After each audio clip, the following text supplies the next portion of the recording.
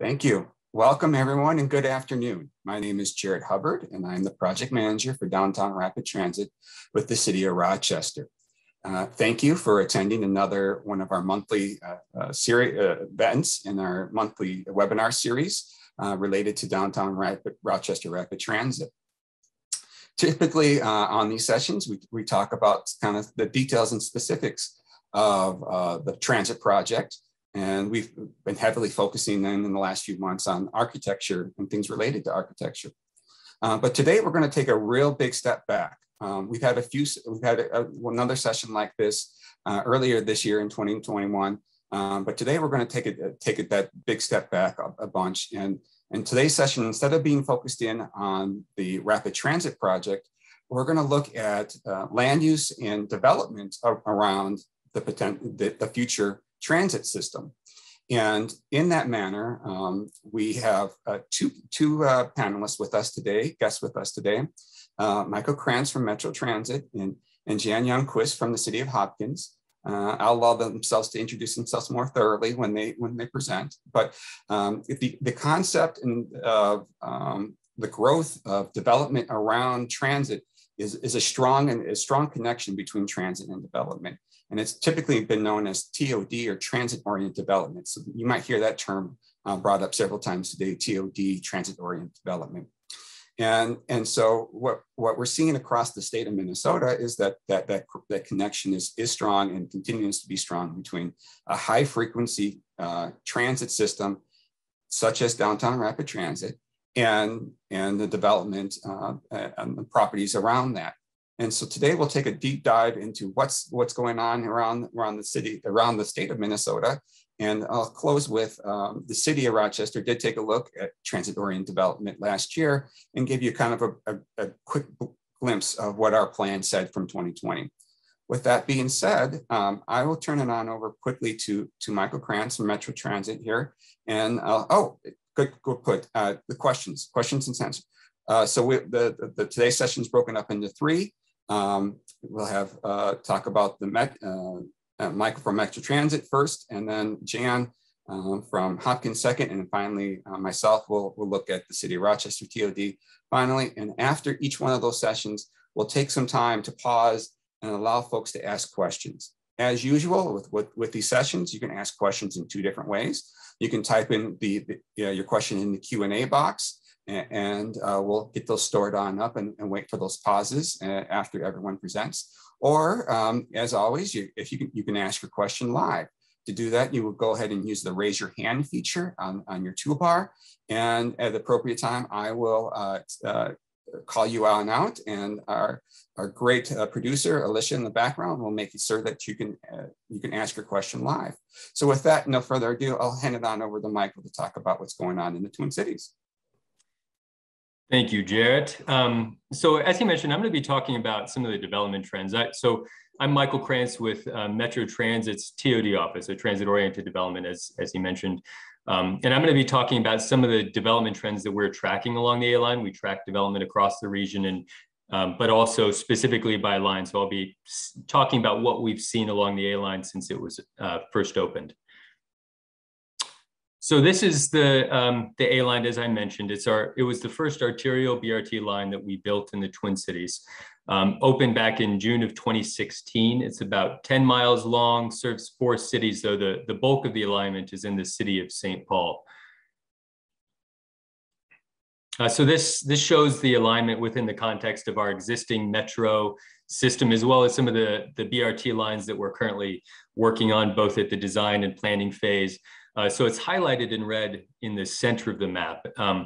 It connects to both our Metro Blue Line and Metro Green Line, which are our 2 existing LRT lines. Kind of unique in the fact that it doesn't serve downtown Minneapolis and downtown St. Paul. So something to keep in mind when we look at the development numbers. It's not skewed by the development that's happening in either of those downtown areas. So something to be aware of. So before I talk about the development numbers, I want to talk about those elements of the system that we see as being important to helping support development along this corridor. So you were aware, I mean, all of these are very context-driven lines. So the design that we have along the line is very specific to where we're installing it. So, I mean, you'll probably see some familiar elements with the Rochester Rapid Transit, but it's not going to look identical, and that's totally to be expected. So, a few of the things that we wanted to emphasize when we first started working on this was really branding the BRT system. So when somebody arrives at this, they know the level of service, the type of transit system they're arriving at. So that included enhanced security features, improved pedestrian lighting. We have consistently stylized shelters. We have pylons that are consistent across the BRT system. And that also help people know when the next bus is going to be arrived. As you can see, there's a next trip sign, and that's real-time transit information that says how many minutes until the next bus arrives at that station. So this was important to us. Another important part for speed and reliability, so making sure the buses are moving as quickly and predictably along that corridor as possible, is having fully off-board fare payments rather than paying for that trip on the bus, which can slow down the service. So this is where the fare payment happens off the bus, and that really had a big impact on helping those buses move along the corridor more quickly. Two other elements for that speed and reliability piece. So we have transit signal priority along this corridor. And what that means is that as a bus is arriving at a signal, it will move to a green phase more quickly to help buses move through that intersection. So we're not causing 30 people on the bus to wait too long for that signal. And we also have far side stops. So as soon as all of our customers board the bus or alight the bus, it can move along without waiting for the next green phase at that location. So these were two other important parts for speed and reliability. And we've seen evidence that all of the measures that we took have had an impact. So 94% on-time performance, which is great to see. It's 25% faster than the Route 84, which is the bus that continues to operate along that corridor today, but the A line's working much faster. We have 40% more rides per service hour, so it's a much more efficient service. And overall customer satisfaction is in line with what we have on our LRT system. So exactly what we would hope to see. And we've also seen evidence that these improvements had a big impact on ridership. So our customers responded to these improvements. The year after we implemented it, we saw a 32% increase in ridership, which is huge and something that you can't attribute directly to the land use changes along this corridor. Now, we certainly expect land use changes down the road to have an impact on this ridership, but I think that's evidence of the value that this has from a customer perspective, and then ultimately from a development perspective too. So diving into the development trends, the data that I'll be sharing comes from our development trends along transit report. This looks at regional development trends along transit, so not just the A line, but we do break it down by corridor, and I'll share that information shortly. But we update this annually. This was published in 2020, so it's based on data from 2019. So we just recently got the 2020 development data, and we haven't had a chance to include it in this presentation, but I wanted you to be aware of that since 2020 was such an odd year. It looks at both permitted and planned development, which are very different data sources. Permitted development is where contractors already pulled the permit to actually build it. And planned development is just development that has made it into the media in some form. So we track both of those separately, and they're very different numbers. The development types we're looking at are multifamily, commercial development, public and institutional, which includes government buildings or educational institutions, and then industrial development. And we track this along our BRT system, our LRT system, and our high frequency local, but we're not looking at our regular route service or our express service. So this is really just looking at our high frequency system. And one thing I'll just note, so this is just tracking regional development. This is the total amount of development by year that we saw. In blue, you're seeing that amount of development that happened along our high frequency transit ways. And I think the point that I want to make here is it can take some time for developers to respond to these investments. Early on, we were seeing 10 to 20% of development happening along our high frequency transit ways. But over time, as developers have seen how successful those developments have been, we've seen a lot more interest in developing along these corridors. And over the past several years, we've seen closer to 40% of regional development happening in those high frequency corridors. And the other piece that I'll note is that, so 40% of development is happening next to high frequency transit, despite the fact that high frequency transit really only serves 3% of the region by area. So there really is a pretty significant concentration of development along transit, which is what we would like to see. Oh, so these are the A-line development numbers. On the right is just a map of the permitted development. We don't have a map of the planned development here. It's broken down by type. So the orange is our residential development, red is commercial development, blue is public and institutional development, and purple is industrial. And it's scaled by the value, the construction value of that development. And again, we've broken this down by permitted and planned. And permitted, since the line was established, we've seen close to $500 million in development along this corridor. So really a substantial amount of construction near the A line, which is great to see. And that 1,100 of those we've seen 1,100 residential units permitted here, as well as a lot of commercial and public and institutional, and even some industrial in this corridor. And kind of going on that theme that it takes some time to build momentum, we're seeing far more planned development along this corridor, close to 1.8 billion total value in planned development here.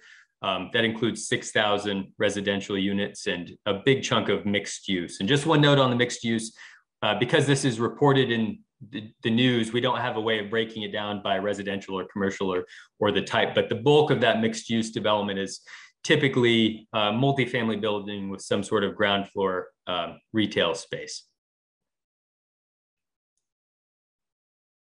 So a couple developments I want to highlight since they had a big impact on a couple of these numbers. So you're aware this is Allianz Field, which was developed along the A line, permitted back in 2019, and it accounted for about 160 million of the commercial value. So still 100 million outside of that project, but it was a big chunk of the permitted commercial development that we've seen so far. But transit was also an important part of why they chose to locate at this location. And the estimate I've seen is, I think, close to 30 to 40% of the ridership at these, or 30 to 40% of the attendees at events at Allianz Field are taking transit to get there. So that's really good to see.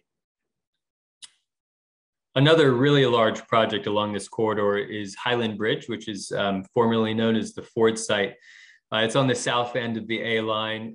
Transit's an important part of it, but it definitely had a big impact on some of these numbers. So it accounts for over 3,000 of the planned residential units. So still 3,000 outside of that, but over 3,000 units at this location. And it also accounted for about 1.3 billion of the mixed use development value that's planned here. Some of this development is underway. I actually just drove by this site the other day. They're in the process of building, wrapping up the public infrastructure here, but there are some of the housing units are already starting to come out of the ground, which is exciting. So now I want to spend a little bit of time providing some case studies for the development that we've seen along this corridor. This was the first development that happened along the A line since it was planned. This one opened back in December of 2015. It has 210 units, and it's been extremely successful. It has a really low vacancy rate, so it leased up very quickly. And it also has ground floor grocery. So when we think about these transit corridors as a community, this grocery store is serving everybody that lives along this corridor, which is really great. And this also kind of gave other developers confidence that there was demand and interest in living along this corridor, and is part of the reason we have seen so much more development in recent years. So this is the Loa 46. This one opened in September of 2019, so it was 4 years after the vintage opened that the developer was able to kind of vet that original project and decide to move forward with this one. There are 148 units. 8.1% vacancy, so still performing very well. It actually, you can't see it from here, but there's a ground floor grocery at this location. So we already have two grocery stores along the A line. And it's been another successful building. There are a couple others that are going up right next to this as well. This is the Harper, opened in January of 2020 as 163 units, still wrapping up lease up, so getting close to being stabilized and fully leased, but has some ground floor retail space. This is the Grove. It opened during the pandemic, has 118 units. It's pretty much a fully stabilized property. So despite the fact, despite all the challenges it confronted from a market perspective, it's been performing really well. This is the MN46. This one has 54 units, so it's quite a bit smaller than the others, and something that we've been seeing a lot more of in the Twin Cities, which is kind of exciting because I think it has a great neighborhood transition scale. Fully leased up, so it leased up very quickly, and it actually also has, they were able to fit 1,800 square feet of retail in this building too. This one's close to the lower 46. This is the Pivot. This is right across from Allianz Field. Opened at the beginning of this year. So they're in the middle of lease up. It has 138 units. It's about half leased at this point, but also has some ground floor retail space. And this is the Pitch, which is right next to the prior project. It's under construction. I was actually just speaking with the developer for this project as part of a separate program we're working on. And I think they were expecting the certificate of occupancy at the end of last week. So they may be in the process of moving folks in now. But it has 152 units and also has some ground floor retail space. And then I just wanted to share, these are 3 other projects that were actually permitted during the pandemic. So kind of evidence of the resilience of this corridor to the impacts that had on overall construction. Still a lot of interest in this corridor. The one in the top left is the first apartment project that's going to come online at the Ford site, but the other 2 are at other locations, and there's still quite a bit of interest in developing along this corridor. A couple notes for the development here. You'll probably notice that most of these are mixed use. So they have some sort of ground floor retail space, be it grocery or some other neighborhood retail. The thing you can't see is that a lot of these also have low parking ratios. So many of them are close to half a parking space per unit. So they're really expecting a lot of their tenants to take transit for transit to be an important part of their daily transportation needs. And Wellington is hoping to continue to reduce, they're the ones who developed the Pivot, reduce the parking ratio, because that really is an important part of making these apartments more affordable. And everybody knows we have some challenges with housing affordability, and that can be an important part of the solution. And then just one thing, since I'm sure there are going to be some questions on the impact the pandemic has had on construction. We, again, haven't had a chance to dig through in detail the 2020 data, but this is coming from a separate source, and I just wanted to look at apartment construction over time. This is looking at the past 3 years broken down by quarter, and you can see kind of to the center right, 2020.2 is the second quarter of last year, which is when the pandemic really hit. And we did see a big dip in construction of apartments then because nobody knew exactly how this was going to impact the market. But in the next 3 quarters, we really saw it bounce back to much more normal levels. And I don't know if you can see the far right column, but it doubles, construction volume almost doubled that year. So we've seen a huge resurgence in interest in developing apartments, which really kind of backfilled the decline that we saw in 2020, the second quarter of 2020. So just wanted to touch on that briefly in case there were any questions on that. With that, I'll welcome any questions. Thank you, Michael. If you have few questions have rolled on in. And actually someone just, no, they just lowered their hand. I'll give you a second to take your breath. And I really appreciate that we had Michael go first, because you can see from the A line, the bus rapid transit line in St. Paul, that there is a connection between transit and development and what's going on. And in the second here, we'll have Jan talk about kind of with the future with what's going on in Hopkins. But Michael, a couple questions that have come on in. I'll take this first one here and said, you reported the vacancy rate or percentages. Was those percentages just for commercial, or were those include commercial and residential combined? That's a great question. So those are, first off, that data comes from CoStar, which tracks commercial development across the country, but also in the Twin Cities. And that is just looking at the vacancy of the apartments at this location. So I could potentially break down a commercial, but I didn't blend those two together here. Thank you, Michael. The next question for you here is related to incentives. As far as you're aware, in the projects that you presented, was there any incentives given to make sure to try to fill in the retail space, particularly the grocery or laundry, or to pick one type of retail user over another type of user in that space? Yeah, that's a good question. I'm not aware of, when I was digging through the data, I didn't see that there were concessions or incentives that were provided. In most of the cases, especially with the grocery, before the development was even constructed, they had identified who that retail tenant would be. So they weren't speculative. They were built specifically for that tenant, both the Cub and the Whole Foods. The others, as you probably noticed, some of those are still vacant at this point. So I don't know, I haven't seen that they're providing specific incentives to encourage one type of retail use over another at this point. Okay, here's maybe a question you can answer, but this is detailed into the weeds of the numbers you reported. The numbers you reported in the millions per year for investment, were those adjusted for inflation, or were they just true numbers from year to year?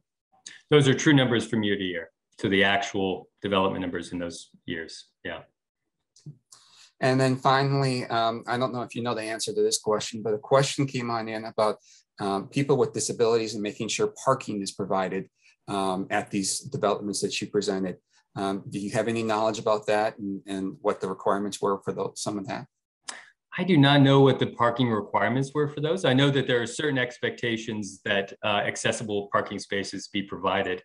And I know, just speaking with some of the other developers, I mean, there have been some very low parking developments, and the only parking that they happen to be providing at those locations are accessible spaces. So specifically ADA, and the other, there are no other parking spaces required for those buildings, but they are still providing accessible parking spaces at those locations. Thank you, Michael, and really appreciate the images of the types of development and the numbers that you reported. Very, very helpful, and gives some hope and promise to what's going on here in Rochester and what might come along with Rochester Rapid Transit. With that, we'll transition over to Jan and what's going on at the City of Hopkins related to the future light rail system that comes on in there. Great, thanks, Jarrett. I'm Jan Youngquist. I'm the Community Development Coordinator in Hopkins. I work on a variety of things: community development, economic development, and housing, and they keep me busy here in Hopkins. So I'm happy to be here with you and share what's going on. So for those of you who aren't familiar with Hopkins, we're a small community that's about 15 minutes southwest of Minneapolis, and we are adjacent to St. Louis Park, Minnetonka, and Edina. Next slide. Thank you. So Hopkins has a long history compared to our neighboring suburbs. The roots of the town really date back to 1887 when the Minneapolis Moline Tractor Factory started production. And Hopkins was full of raspberry fields. And so we're known for the Raspberry Festival, which dates back to 1935. created to boost business in Hopkins during the Great Depression. So Hopkins now, the Moline factory closed in the early 70s, and we don't have any raspberry fields, but as a nod to the past, we do have the Moline, which is an apartment building right across the street from a future light rail station. And the developer went a little bit crazy and bought a number of tractors that he has put into a gallery in the lobby of the building that is open to the public. And we are also home of the world's largest raspberry sculpture. So it's kind of a fun photo op just outside of downtown Hopkins. Some fun facts about Hopkins. We're a really unique community. We're only 4 square miles, but we have a population of over 19,000 people, a fully developed community, and we're very diverse. 40% of our residents are people of color, and there are 70 languages spoken in homes throughout the Hopkins School District. 65% of our housing is rental. So in addition to those unique characteristics, we also have a very historic and vibrant downtown, and we're actually a hub for the regional trail system. We have 5 regional trails that all converge in Hopkins on former railroad corridor lines. So you can hop on a bike and get to downtown Minneapolis, the Minneapolis chain of lakes, Lake Minnetonka, and the Minnesota River Valley. So Michael talked about bus rapid transit, and we have the Southwest Light Rail Transit line that's currently under construction. This is an extension of the Green Line out of Minneapolis. So it's a 14.5-mile route. The city of Hopkins is outlined in red. We're in the middle of the corridor. And this corridor will connect Eden Prairie, Minnetonka, St. Louis Park, and Minneapolis. So in Hopkins, we have 3 stations of light rail, Shady Oak, downtown Hopkins, and Blake Road. And as you can see, the Southwest LRT line cuts a diagonal. It bisects the city of Hopkins. This map looks a little bit busy, but it's actually really important. So the yellow squares are the location of the 3 light rail stations in Hopkins. The red circles are a 1/4 mile and a 1/2 mile radius from the station areas. And the orange areas are areas that we've identified in our comprehensive plan as potential for redevelopment.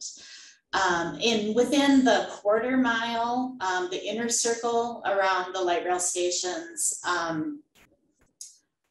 we are guiding land use densities at about 75 to 150 units an acre. So you can see the great impact that Southwest LRT is having on the city of Hopkins.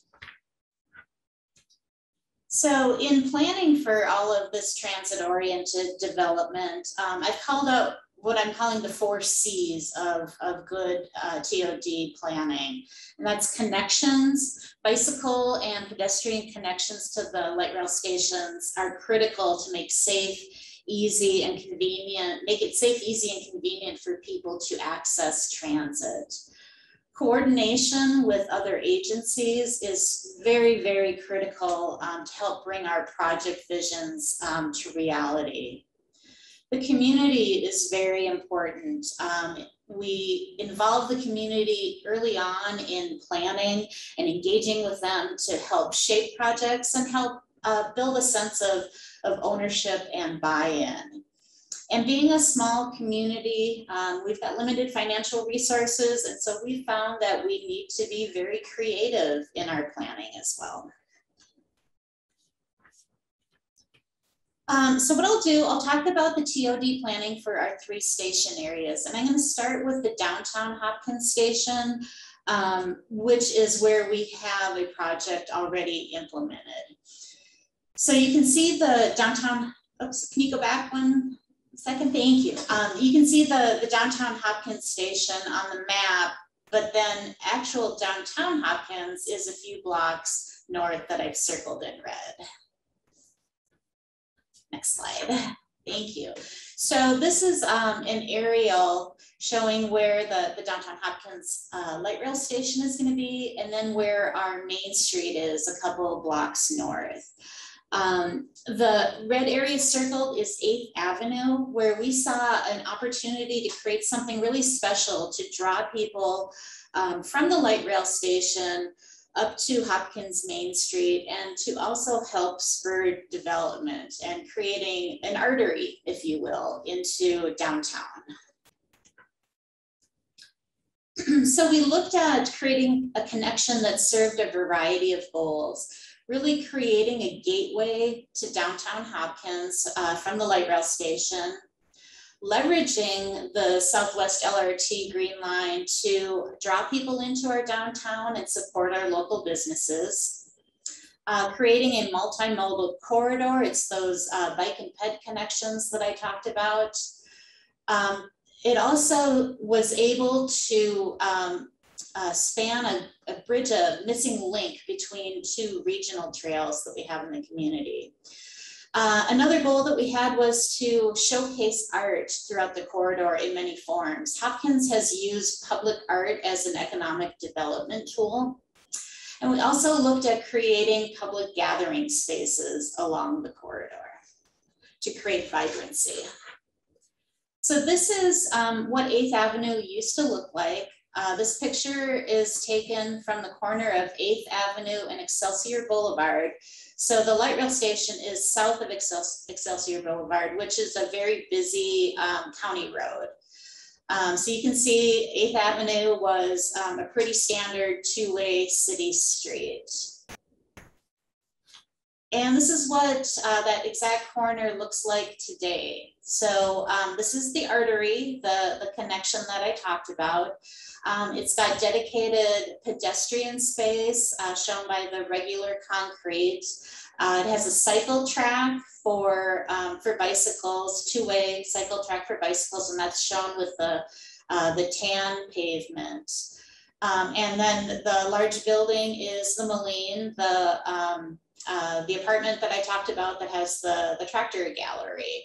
And so the artery here was built in conjunction with the Moline.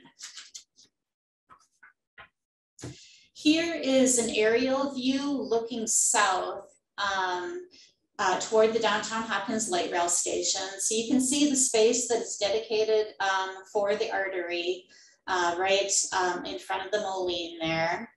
And on the next slide, we're turning north. So now we're looking toward downtown Hopkins.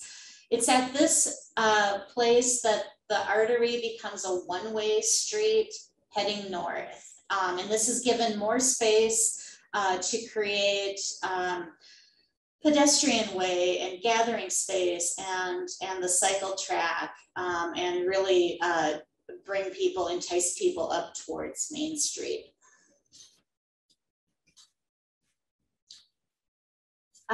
Taking creativity into account, we've infused the artery with local and national art, some of which serves a function as well.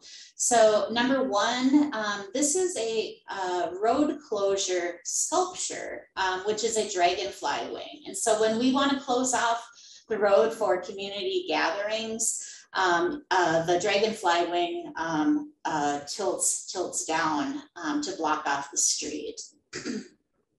Number two is a lighted sculpture right on the corner of 8th and Excelsior Boulevard, so it's visible from the future light rail station. And the inspiration was tractor tires. This is right in front of the Moline apartments.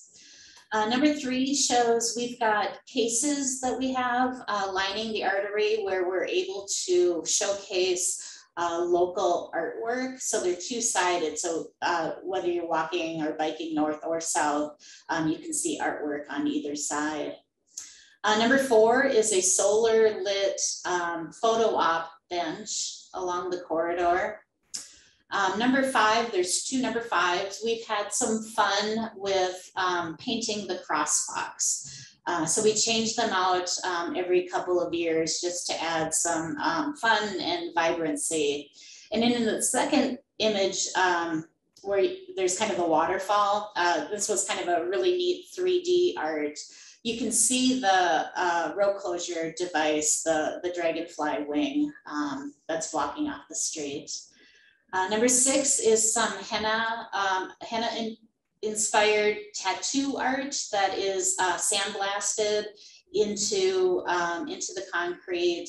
And number 7 is my personal favorite. This is a shade sculpture. It's called Night and Day, and it's really neat. If you stand underneath it, there are little stars cut out of the metal, and it's astronomically correct to Hopkins on the summer solstice. And so when you're standing underneath it, it provides shade. It looks like night, but there's a solar light. So when you're there in the night, it looks like day. It's a really cool sculpture. Next slide, please. And so we've looked at ways of activating the artery. The first upper left picture is night and day, what it looks like at night. And it's really become a gathering space for people. The acoustics under it are phenomenal. And so we have musicians that play underneath the sculpture. We've got people biking and skateboarding, and the middle photo on the bottom is a community celebration where we closed off the street and had games and food trucks and all sorts of fun. And then the upper right is kids coloring with chalk. So it's really, we really want the community to feel like this is their space. We've been really fortunate to have some state and national recognition for the artery. In 2018, it was the project of the year for the Minnesota American Public Works Association. That same year, we got a Partnerships in Planning Award from the American Planning Association in Hopkins. There was a number of partnerships that happened to make this the artery a reality. Partnerships with the Metropolitan Council and Hennepin County and Three Rivers Park District.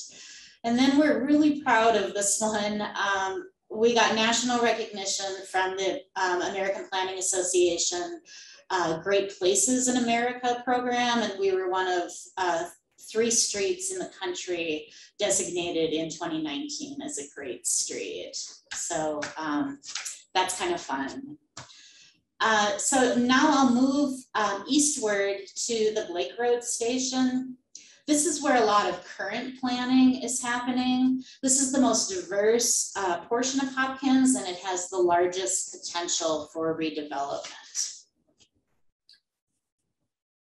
So we've got an opportunity here that we're currently working on. On the map, you can see the Blake Road Light Rail Station in green. And the property outlined in yellow, we are partnering with the Minnehaha Creek Watershed District who purchased the property. It was a former cold storage facility, which you can see the building on the site.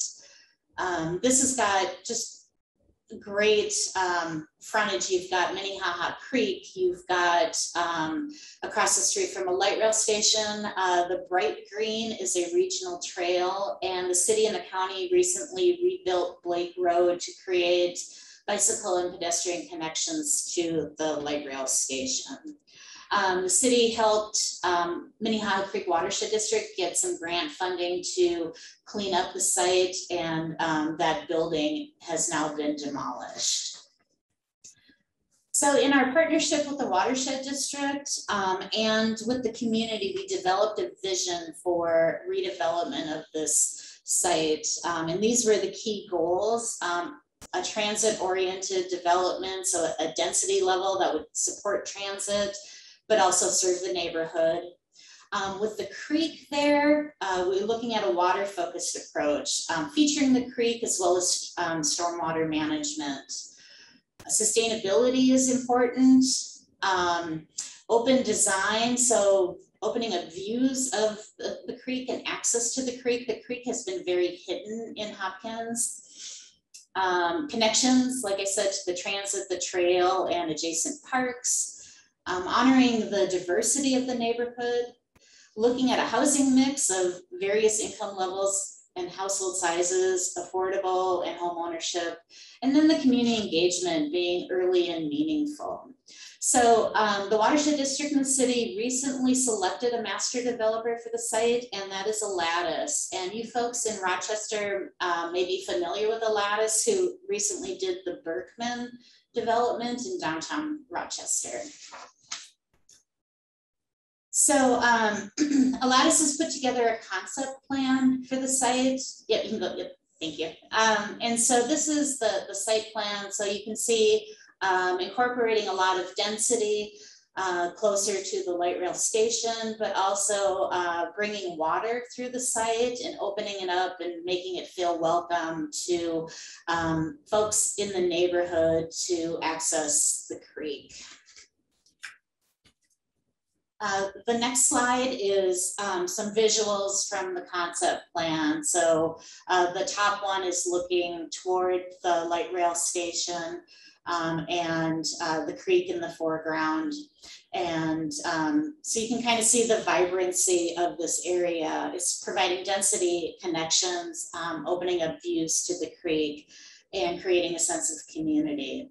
So being a concept plan, this is not a done deal. It's actually going in front of our planning commission this evening for discussion. So you guys are getting a sneak peek of what our planning commission will see this evening, but we're really, really excited about this development. And then finally, I'll briefly talk about the Shady Oak Station. This is the furthest west station, and it's right on the border of Hopkins and Minnetonka. So it's a shared station with Minnetonka. We have done a joint Shady Oak development strategy with Minnetonka. So these are some visuals from that strategy. As part of that, we've talked about having a joint planning commission. So when development proposals come through, there'll be folks from the Minnetonka and the Hopkins Planning Commission reviewing proposals jointly. Obviously, decision-making authority would be the city in which the development lies. This is a much longer term redevelopment potential. The Met Council has purchased some property in this area for the station area. So there's time where they will need to figure out how to dispose of excess land. We look at this as a good thing because with everything going on in Hopkins, it's nice to have a station area that will be developed in the longer term. So that's just a quick run through of what's going on in Hopkins. I'm happy to take any questions, and if you want to follow up with me after the webinar, I'm happy to chat with you or exchange emails with you. So thank you. Thank you, Jan. We have no questions in the comment box right now, but I'll give it some time to see if someone wants to type out a question or wants to raise their hand and ask a question of Jan or what's going on in Hopkins. While we give it a second here, I will say that I think what has happened and is happening in Hopkins is a nice example of the type of TOD that we're looking for in Rochester in two elements. One, here shortly, I'll start talking about the TOD plan that we completed here, and you'll see the real high connection between trying to connect the transit element to the pedestrian and bicycle element. That was another key point of our document. And then a lot of the artwork that Jan showed has been utilized either by myself or by my colleagues that are working on rapid transit here in Rochester to display the type of art and art integration that we're looking at trying to utilize here in Rochester when it comes to downtown rapid transit. All right, we do have a couple of questions. Let's see if I can.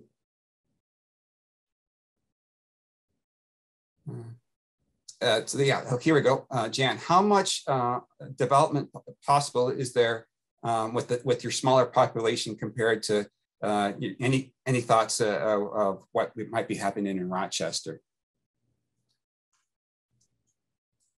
So maybe compare and contrast the two. What would you think Rochester and Hopkins between the type of developments?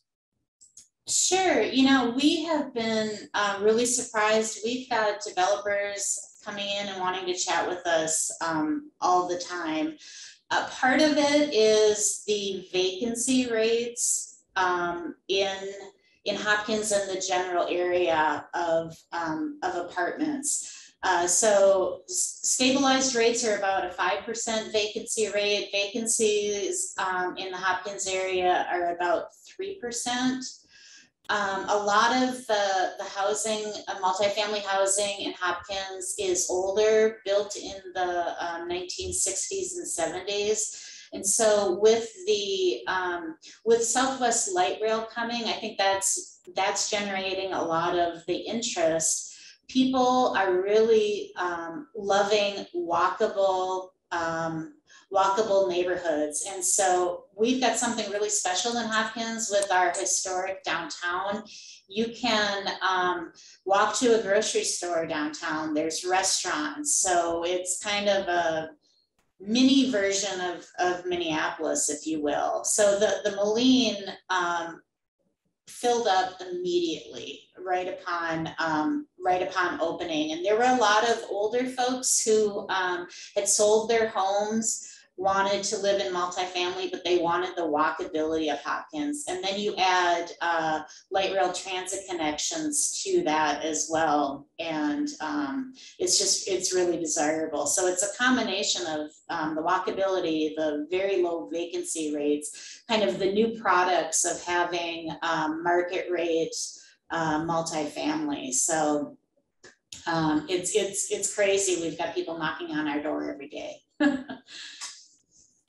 Very good, Jen. And thank you. There is one follow-up question for you in the chat box. So when you get the Q&A box, so when you get a time to take a look at that, if you could answer. But we want to we're running quickly out of time here to trying to keep the session to an hour. So I'll go ahead and get started and talk really briefly about downtown rapid transit, just in case we have anybody new on the call today about what the project here in Rochester is planned to be.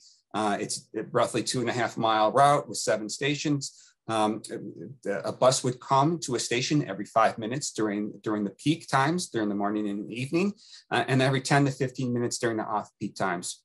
Takes about roughly 15 minutes to get from the west end to the east end. And we expect about 11,000 passengers a day, the day we open in the spring of 2025. And we're talking about expanded service hours and what are currently offered by Rochester Public Transit. Next slide. We'll take a quick look here at the map, at the route. It starts at what is now Mayall's West parking lot. It's going to be turned into what's going to be termed as the West Transit Village. The parking will still be a heavy presence there, but that space in the TOD fashion will be converted to parking, residential and commercial, all located on that site. And traveling east through downtown, and then the circle will take another look at through the TOD project. Next slide. As far as in the project phase, right now we're hoping to have the open operating in the spring of 2025. Most of the construction will occur in 2024, with some starting in 2023. But right now we're primarily doing a lot of early level engineering and architectural work, as you've been seeing through the past couple of months on some of our webinars. And a reminder, all of our past webinars are on the project's webpage to view those and go back to see the type of work that's been going on. And we're also working on the environmental, which is a requirement of the federal process since the project will be receiving federal funds. And we had a webinar on that piece as well recently. So you can check that on our webpage as well. In general, back in actually started in 2019, the city received federal funds from the Federal Transit Administration to do what's known as a transit-oriented development, or TOD planning, exercise. And so that began in 2019 and really worked through most of 20 with the conclusion of that in 2020. And really what that was, we had many different focuses there. When it came to that document, we also used that document in that time to look at and trying to finalize our stations, and then look at all the things that Jan talked about, including those connections and pieces. So you'll hopefully see that. But in general, we had three main goals or objectives coming out of the document. Prioritize well-being, with the city of Rochester being the city of health, continue and connect the mobility network, and continue to guide growth in a smart and logical manner. And we'll take a deeper dive here in a second. Next slide. Next. So prioritizing well-being.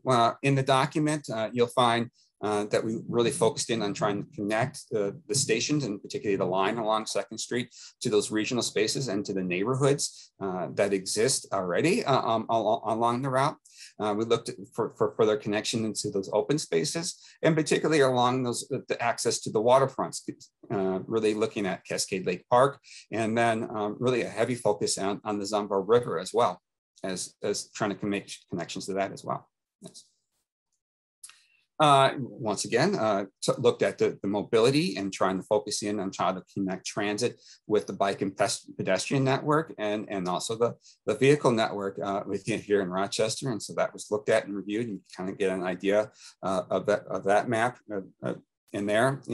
And so to do that, we focused in on the pedestrian bicycle links that exist and what new ones could exist. And then with a heavy focus on what's known as the city loop, or the bicycle pedestrian feature that is started to develop in downtown Rochester.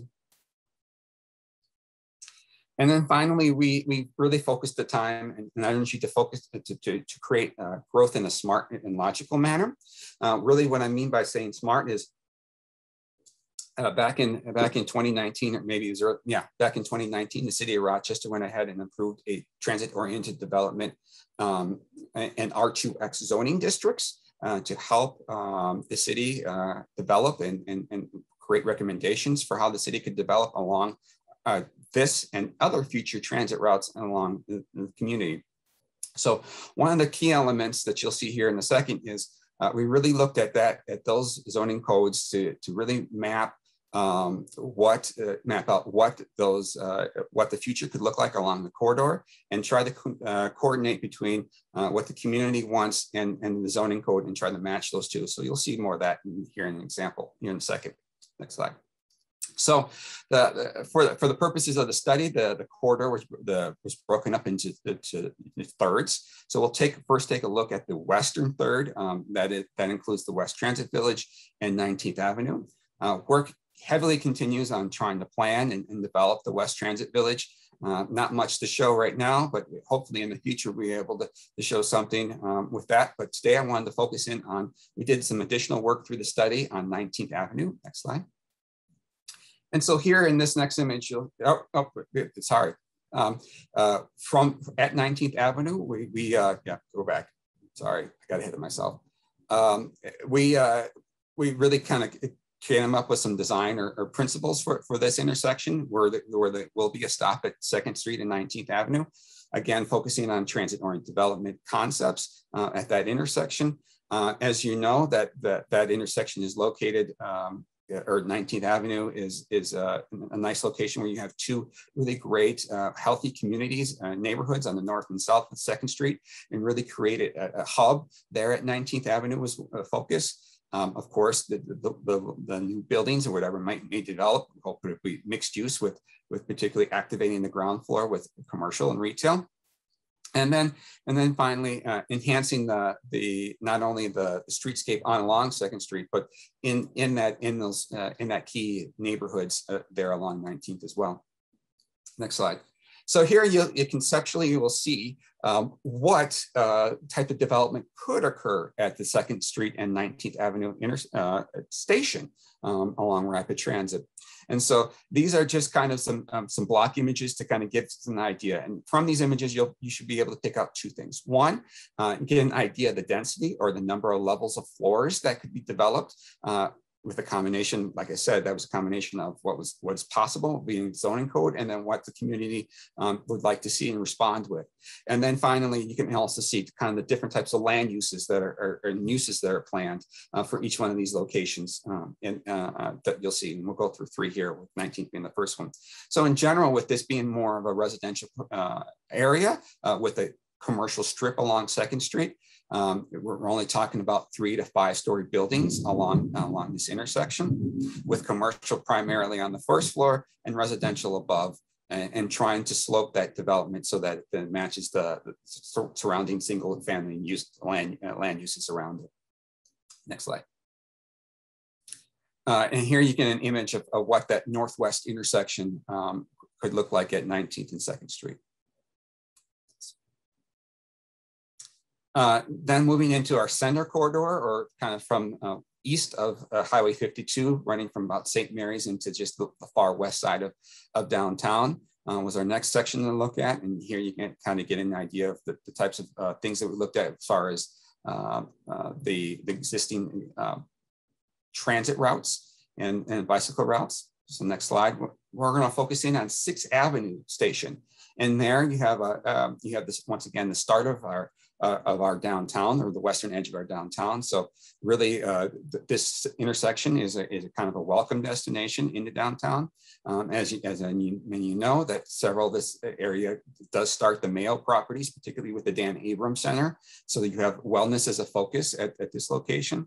And like I said, because of this transition from single family residential, particularly to the west, and then down to heavy downtown to the east, we really wanted to try to find that connection and that transition. So still be mindful of urban living and all those individuals who really like their neighborhoods on the north and south side of 2nd Street in this area, and then would look for any development to be inclusive of all income levels. So again, here we'll take a look at kind of the massing of what it can look like. Here we're talking more like 6 to 8 story buildings, maybe even a little bit lower. Maybe I should say 4 to 7 story buildings at this location. And I should also say that we the blocks and images that you see, we really focused in on areas that have open parking lots for those to be redeveloped, or spaces that we knew were already going to be developed. And the good example of that is at the northwest corner of 2nd Street and 6th Avenue. Here you have the new hotel that's going on and that you can see that here represented with that purple block. And then so additionally, we have new office space in the northeast corner of the intersection, with residential moving away from the intersection, and once again commercial on the 1st floor. And then finally, our eastern portion of the downtown rapid transit is kind of downtown location, and then moving into more of our governmental area with the Civic Center stop and the governmental center stop. But we'll take a quick look here at the government center stop. Next slide. And here are our design principles were to create a new transit hub, with this being the far eastern edge of the line, and then develop a new central city neighborhood. So essentially, in this area, we have a lot of parking lots and future developments that are really looking high and potential for the city. So we're really looking at trying to develop a new central city, or new types of a new kind of a second downtown, or an adjacent downtown piece across the Zumbo River in this area. And as part of that, jobs will be the lead level of growth.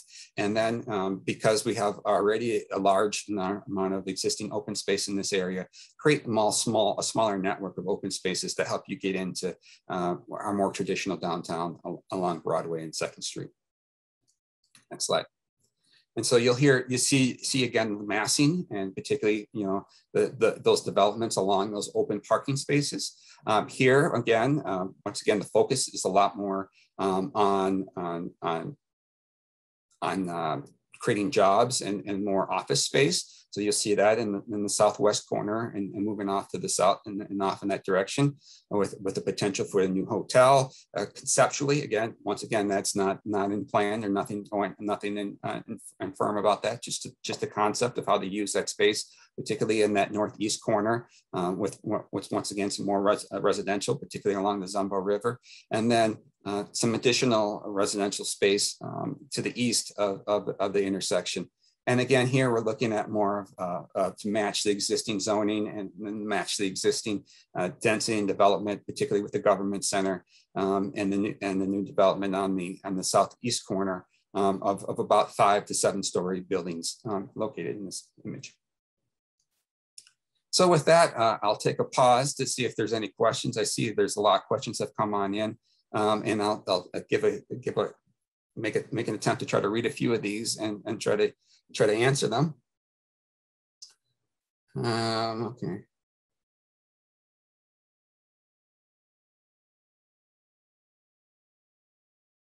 A question here going back to rapid transit itself, related to as part of the project and to help make sure that we can meet those a bus coming to a station every 5 minutes. We're going to implement what's known as traffic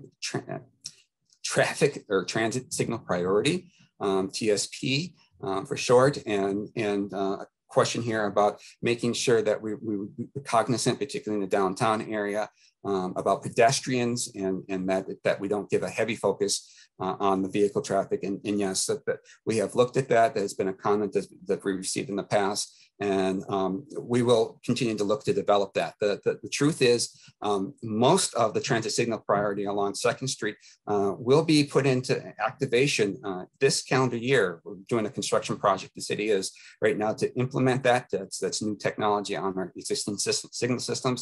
And so we'll have plenty of time to tweak that with our current transit system. And then once rapid transit comes on in 2025.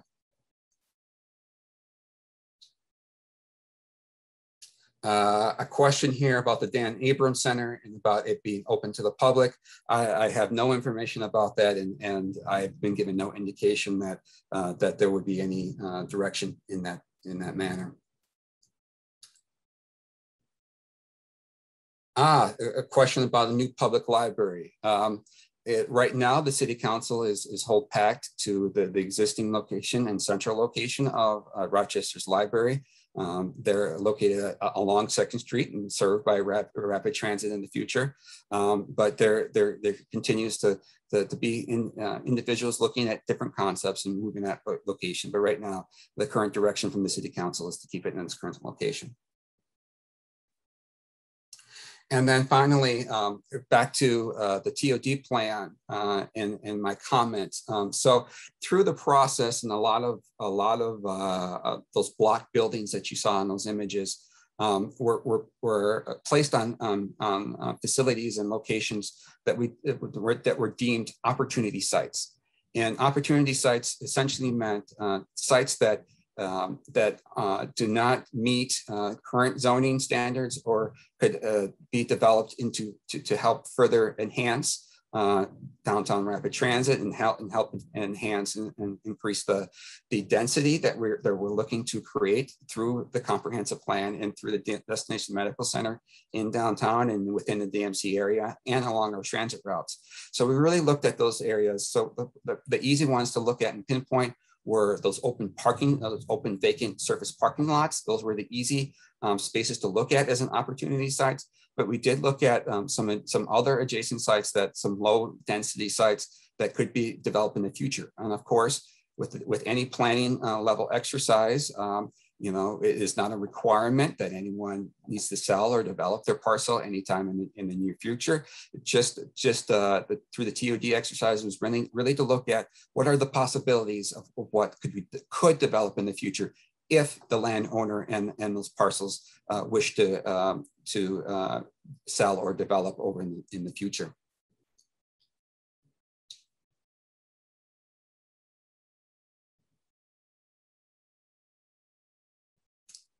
Let's see. Oh, I see someone has their hand raised.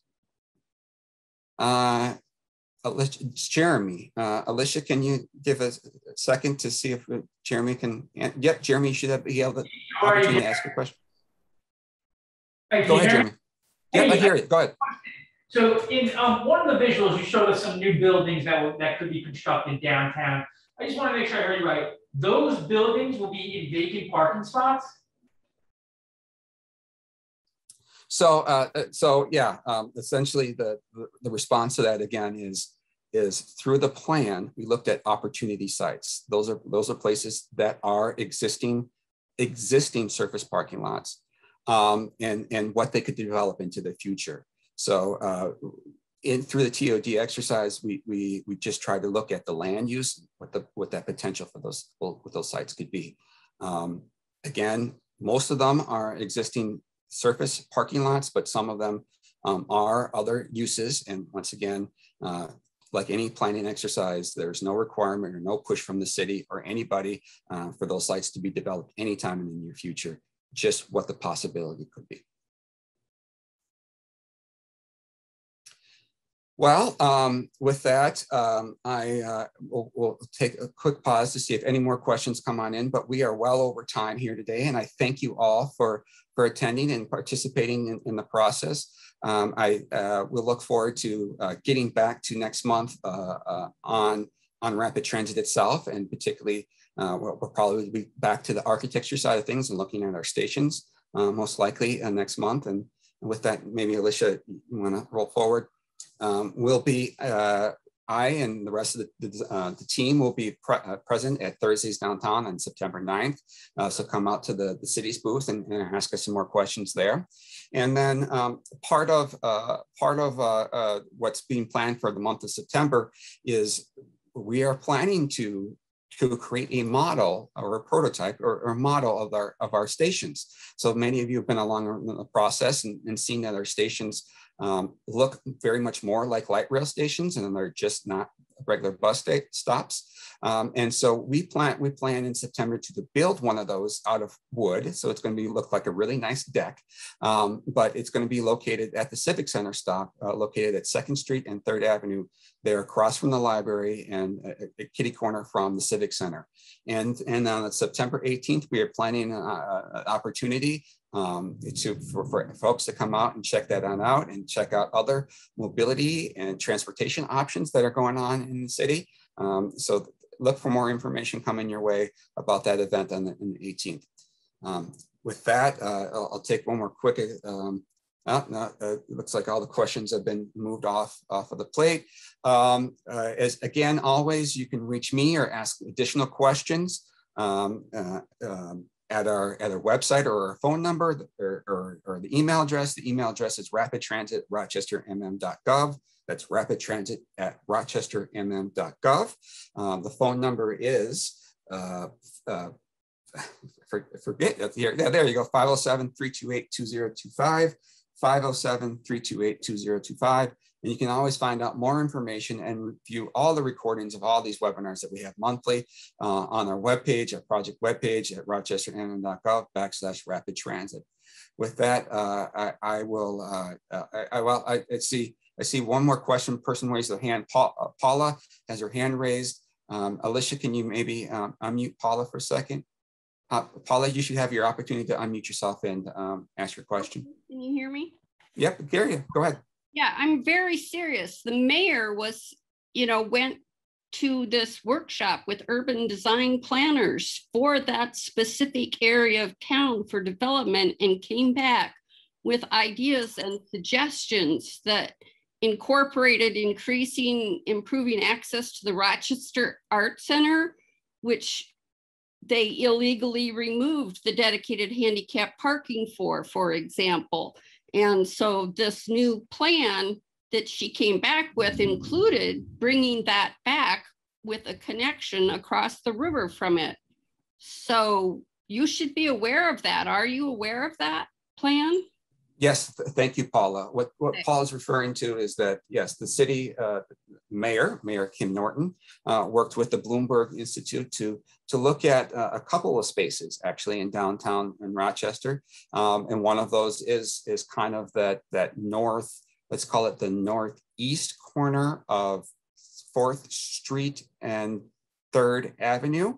That was looked at, as well as the former Legend site and the existing surface parking lot that's north of 4th Street. That would be what, off of, that must be 3rd Avenue. So what Paul is referring to is that some work was done there, some more work, and the RFP has actually been put out for development interest along the Legends area. And we continue, the city continue to look at options as they flow on in at all those locations.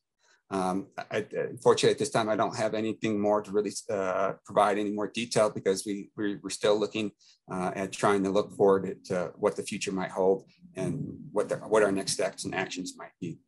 With that, we are well over time, and so I appreciate everyone attending again. Thank you again for your participation. As always, reach out to us at 507-328-2025, 507-328-2025, and at Rapid Transit at rochestermm.gov. Thank you very much and have a great day.